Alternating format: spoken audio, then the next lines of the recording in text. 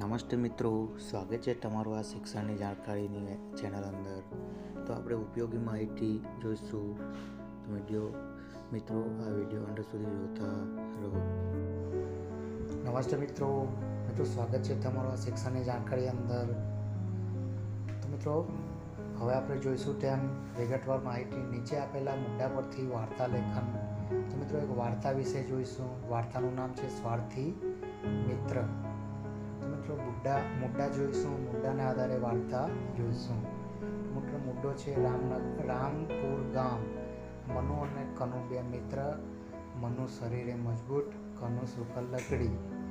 જંગલમાં ફરવા જવું, ખૂબ ફર્યા, પાછા ફરતા રસ્તામાં રીંછનો ભેતો, પાછળ ફરવું, કનુનું ઝાડ પર ચડી જવું, ડર, મનુની મૂંઝવણ, નીચે જમીન પર સૂઈ જવું, શ્વાસ રોકવો, રીંછને પાછે આવી સૂંઘી ચાલ્યા જવું, રીંછ ગયા પછી કનુનું ઝાડ પરથી ઉતરવું અને બોલ. તો મિત્રો હવે આપણે જોઈશું સ્વાર્થી મિત્ર. રામપુર ગામમાં મનુ અને કનુ બે લંગોટિયા મિત્ર હતા.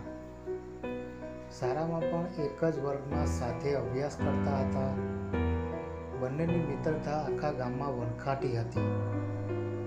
બંને મિત્રો મન લગાવીને અભ્યાસ કરતા હતા, પણ બંનેની પ્રકૃતિ અલગ હતી. કનુ ડરપોક, સુકેલ લકડી હતો. થોડો સ્વાર્થી પણ હતો, પોતાના માટે વિચારતો હતો. બાળપણ વટાવીને બંને યુવા અવસ્થામાં પહોંચી ગયા. શિક્ષણ પટી ગયું, યુવા અવસ્થા આવી. સાહસ બતાવવા માટે બંને એક વખત જંગલમાં ફરવા ગયા. એક અલગ જ અનુભવ હતો. જંગલના વૃક્ષોની વનરાજી જોઈને બંને મિત્રો મુગ્ધ બની ગયા. જાત જાતના ફૂલો, ઔષધિઓ, શ્વાસે મન તરોતાજા બનાવી દીધું. પંખીઓના ટહુકા વાતાવરણને મનોરમ બનાવી રહ્યા હતા. જંગલની ગીચતા વડા બંને પાછા ફરવાનો નિર્ણય કર્યો. થોડા આગળ ચાલ્યા ગયા ત્યાં જ પાછળથી કંઈક અવાજ સંભળાયો. અવાજની દિશામાં નજર કરતા બંને અવાક બની ગયા. સામેથી રીંછ આવતું દેખાયું. અચાનક મોરને સામે આવતું જોઈ મનુના મોતિયા મરી ગયા. કનુ શરીરે સુકલ લકડી હતો, તેથી તે તરત જ એક ઝાડ પર ચડી ગયો. પણ મનુ ઝાડ પર ચડી શક્યો નહીં. રીંછ મનુની પાસે આવી રહ્યું છે એ જોઈને મનુએ કંઈ સૂઝતું જ નથી. હવે પોતે રીંછનો ખોરાક બનાવવાનો છે એવું વિચારી એક મરણીયા પ્રયાસ સ્વરૂપે જમીન પર શ્વાસ રોકીને સૂઈ ગયો. રીંછ મનુની પાસે આવ્યું. તેણે મનુને સૂંઘ્યો, પણ તેને મરેલો જાણીને રીંછ ત્યાંથી જતું રહ્યું.